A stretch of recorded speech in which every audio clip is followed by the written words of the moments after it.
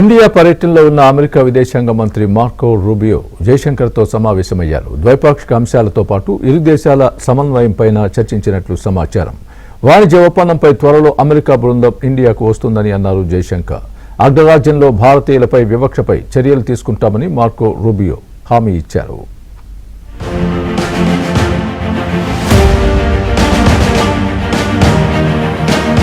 4 రోజుల పర్యటనకు ఇండియా వచ్చిన అమెరికా విదేశాంగ మంత్రి ఢిల్లీలో వరుస సమావేశాలు నిర్వహించారు. మన విదేశాంగ మంత్రి జయశంకర్ మార్కో రూబియోతో సమావేశం నిర్వహించారు. ఈ సందర్భంగా అమెరికా భారత్ ద్వైపాక్షిక సంబంధాలతో పాటు కీలక అంశాలపై ఇద్దరు చర్చించారు.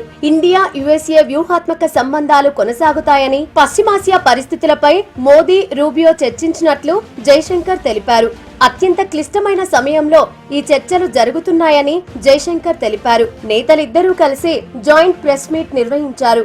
అమెరికాతో వాణిజ్య ఒప్పందంపై చర్చలు జరుగుతున్నట్లు విదేశాంగ మంత్రి జయశంకర్ తెలిపారు. త్వరలో అమెరికా బృందం భారత్ కు రాబోతుందన్నారు. ఒప్పందంలోని కొన్ని అంశాలపై అభ్యంతరం ఉందని, దేశ ప్రయోజనాలే తమకు ముఖ్యమన్నారు. భారత్ కు యూరప్, రష్యా దేశాలతో బలమైన సంబంధాలు ఉన్నాయని జయశంకర్ స్పష్టం చేశారు. Where India, because our interests are growing, we have relationships with all the parties involved. I mean, we are seeing this in the Ukraine conflict as well, where we have, very strong relations with Russia, we have it with Europe, we have it with Ukraine as well, we have it with the United States.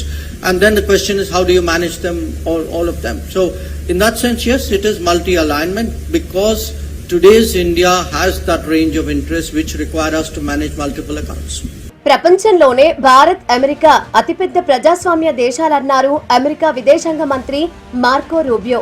Bharat లో పర్యటించడం గర్వకారణంగా ఉందని, ఉగ్రవాదంపై పోరులో Bharat, America కలిసి నడుస్తాయన్నారు. వలసదారులకు America మిత్రదేశం అన్నారు. అగ్రరాజ్యంలో భారతీయులపై వివక్ష చూపటాన్ని మూర్ఖుల చర్యగా అభివర్ణించారు. భారతీయుల ఆందోళనను సీరియస్ గా తీసుకుంటామని రూబియో హామీ ఇచ్చారు. I don't know what else to tell you other than the United States is a very welcoming country. Our nation has been enriched by people who come to our country, have come from our country from all over the world, have become Americans, have assimilated into our way of life, and have contributed greatly. So that's all I can comment on that in regards to. ఢిల్లీలో జాతీయ భద్రతా సలహాదారు అజిత్ దోవల్ తో Marco Rubio భేటీ అయ్యారు.